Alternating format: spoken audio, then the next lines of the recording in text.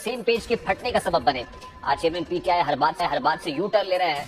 तमाम तर गलत कामों का मलबा साबिक फौजी एस्टैब्लिशमेंट पर डाल रहे हैं। काजी फायजी से मुतालिक रेफरेंस हो, नैब की कार्रवाइयां हो या सहाफियों से होने वाला नारावा सलूक, वो अपने दौरे हुकूमत में किए गए तमाम बुरे कामों का मलबा जनरल बाजवा पर डालकर खुद पाक दामन होने की कोशिश कर रहे हैं। लेकिन असल हकीकत क्या थी और किस तरह साबिक फौजी एस्टैब्लिशमेंट उनकी पुष्पनाही करती रही और गाय बगाए उनकी मदद करती रही, ये सब आज इस स्टोरी में बयान किया गया है। कामरान यूसुफ अपने कॉलम में बताते हैं कि ये 7 अक्टूबर 2021 की एक खुश्क सुबह जब साबिक वजीर आजम के प्रिंसिपल सेक्रेटरी को एक फोन कॉल मौसूल हुई। दूसरी तरफ वाला शख्स कोई और नहीं बल्कि उस वक्त के army chief general Qamar Javed Bajwa थे, जो उस वक्त के वजीर आजम चेयरमैन तहरीक इंसाफ से बात करना चाहते थे। उस वक्त के वजीर आजम एक मीटिंग में थे। जनरल बाजवा ने उस फोन कॉल में एक अहम पत्ता फेंका जिसने हुकूमत को घबराहट में डाल दिया। उन्होंने कहा कि वजीर आजम को बताएं कि मैं इस्तीफा दे रहा हूँ। वजीर आजम के पास नए आर्मी चीफ की तकर्री के लिए 1 हफ्ते का वक्त है, जिसके बाद जनरल बाजवा ने फोन बंद कर दिया क्योंकि उस वक्त के प्रिंसिपल सेक्रेटरी आजम खान ने उनसे इस्तीफा न देने की इल्तिजाई करना शुरू कर दी थी। इस झटके से दिल बर्दाश्त न होकर आजम खान ने फौरन फोन उठाया और उस वक्त के DGISI lieutenant general Faiz Hamid को बाजवा के फैसले से आगाह किया। अगले घंटे में कोर कमांडर्स और दीगर आला अफसरान ने आला फौजी सरबराह को अपने साथ रहने की इल्तिजा की। इस दौरान वजीर आजम ऑफिस की हवा में घबराहट और आसामी तवानाई से भरी हुई थी।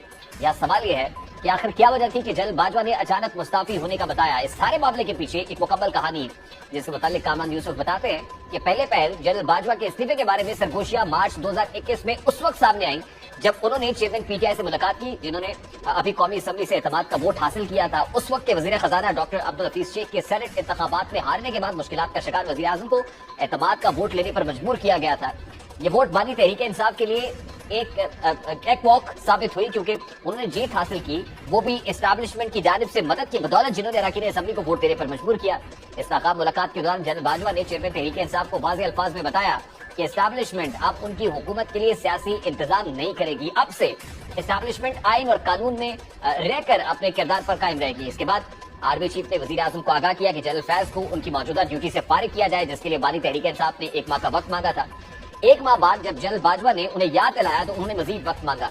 फिर अक्टूबर आया और आखिरकार जनरल बाजवा ने उन्हें बताया कि रद्दोबदल बगैर किसी ताखीर के होना चाहिए क्योंकि बसूरत दीगर इससे फौज में तैनाती और तबादलों के अमल में खलल पड़ेगा।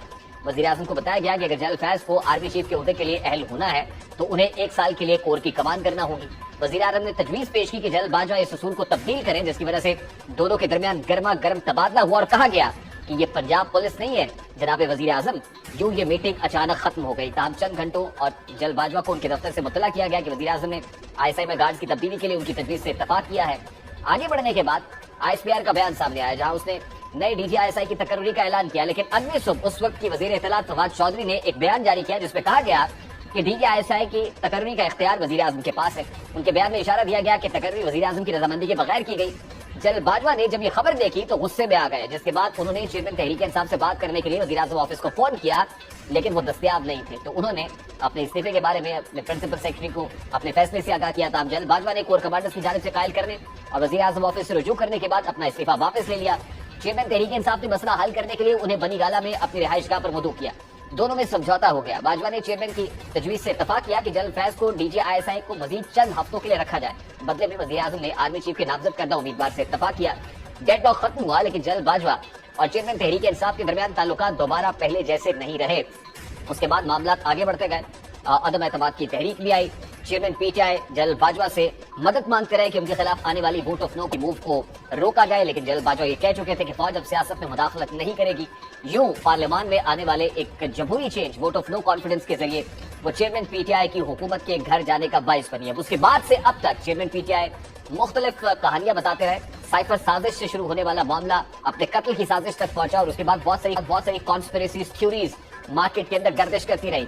लेकिन ये बात इस स्टोरी से एस्टैब्लिश हो रही है कि उस वक्त अगर चेयरमैन पीटीआई की हुकूमत घर गई तो इसमें बहुत बड़ा रोल एस्टैब्लिशमेंट और उस वक्त की हुकूमत के माबैन सेम पेज के फटने का था।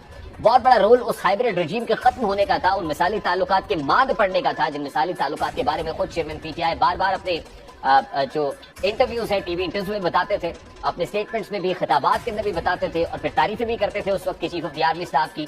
लेकिन ये बात तय हो रही है, एस्टैब्लिश हो रही है कि बहुत पहले ही chief of the army staff और चेयरमैन पीटीआई के माबैन ताल्लुकात सर्द मोहरी का शिकार हो गए थे और उसकी बहुत सारी जो वजह है वो कुछ उसूली तौर पर लिए गए फैसले थे, कुछ प्रिंसिपल डिसीजंस थे, और उनमें से एक बहुत बड़ा डिसीजन DGISI की अपॉइंटमेंट का था, और वो चाहते थे कि जनरल फैज हमीद को अभी DGISI रखा जाए। लेकिन जनरल बाजवा उनको ये बावर करा चुके थे कि ये पॉसिबल नहीं है। अगर आप ये चाहते हैं कि जनरल फैज हमीद को आर्मी चीफ बनाना है तो उनको कोर कमांड करना पड़ेगी, और फिर उनको अग्री किया गया। और फिर ये जुमला जो उस मीटिंग के अंदर कहा गया कि जनाब वजीर आजम, ये पंजाब पुलिस नहीं है बल्कि पाक फौज है, और पाक फौज में एक प्रोसेस मौजूद है, उस प्रोसेस के जरिए से मामला आगे चलेंगे। और इस गर्मा गर्म मीटिंग के बाद जब एक डेडलॉक ना टूटा, ब्रेक थ्रू ना हुआ, तो उसके बाद अल्टीमेटली जनरल बाजवा को फोन कॉल करके ये तसल्ली दी गई कि जैसे आप कह रहे हैं मामला उसी तरह से चलेंगे। और फिर उसके बाद एक नोटिफिकेशन सामने आता है, और उस नोटिफिकेशन पर तर्जुमान तहरीक इंसाफ और हुकूमत के वफाकी वज़ीर इत्तलात की तरफ से मौक़िफ़ आना कि असल में ये तो वज़ीर आज़म का प्रोगेटिव है, वज़ीर आज़म ने तकर्री करनी है, नोटिफिकेशन उनकी तरफ से आना है, तो उसके बाद एक नई जो है वो बहस जन्म ले लेती है। लेकिन ये असल बोन ऑफ कंटेंशन होती है, जिसके बाद जनरल बाजवा को भी बहुत सारे मामला खटकने लगते हैं। वो एतमाद मुतजलजल जो मार्च में होना शुरू हुआ था, अल्टीमेटली होते होते फिर अप्रैल आ जाता है, और 10 अप्रैल को चेंज ऑफ गार्ड्स हो जाता है, यानी उसमें चेयरमैन PTI की PTI हुकूमत घर जाती है, और उसके बाद इत्तेहादी हुकूमत बराजमान हो जाती है। आज अगर वो ये कह रहे हैं कि वो जस्टिस काजी फायजी साहब को जानते ही नहीं थे कि उनके खिलाफ रेफरेंस आया, तो उस वक्त जब वो वजीर आजम थे तो वो कहते थे कि मैं इतना ताकतवर हूँ कि अगर कोई मुझसे इस्तीफा मांगेगा तो सबसे पहले मैं उससे उसका रेजिग्नेशन मांग लूंगा। लेकिन आज जिस वक्त वो ये कहते हैं कि जनरल बाजवा सुपर वजीर आजम थे, ये कॉनोटेशन खुद चेयरमैन PTI ने जनरल बाजवा के लिए इस्तेमाल की है कि वो सुपर प्राइम मिनिस्टर थे, यानी प्राइम मिनिस्टर से भी ऊपर की चीज थे, और तमाम तर जो पॉलिसी मैटर्स थे, स्ट्रेटेजिक डिसीजंस थे, वो सब जनरल बाजवा कर रहे थे। तो इसका मतलब ये है कि फिर वो स्टेटमेंट्स भी सामने रखे जाने चाहिए कि जिसमें खुद पाकिस्तान तहरीक इंसाफ के सदर चौधरी परवेज इलाही ये कह चुके हैं कि चेयरमैन PTI की तो पेपर्स तब्दील किए गए थे, और ये सब कुछ इस्टेब्लिशमेंट की बरगुद मेहनत था। इवन पाकिस्तान तहरीक इंसाफ के बहुत सारे जो इलेक्टेड लोग हैं, MNAs हैं, वो ये स्टेटमेंट दे चुके हैं कि हमें बैसाखियां फराहम की गई थी। ये बैसाखियां जो 2018 में फराहम की गई थी, अल्टीमेटली ये सफर तब तक जारी रहा कि जब तक पार्लियामान से एतमाद का वोट नहीं ले लिया गया, और फिर बहुत सारी लेजिस्लेशन के मौके पर भी नंबर गेम पूरी करने में एस्टैब्लिशमेंट का हाथ होता था।